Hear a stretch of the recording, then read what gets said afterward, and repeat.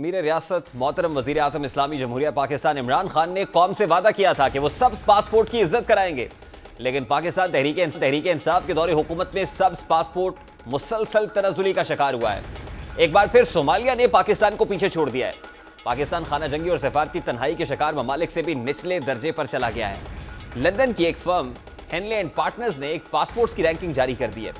سوال یہ ہے کہ دنیا کے کس ملک کا پاسپورٹ کتنا طاقتور ہے، کہاں کے شہری کتنے ممالک میں بغیر ویزا جا سکتے ہیں۔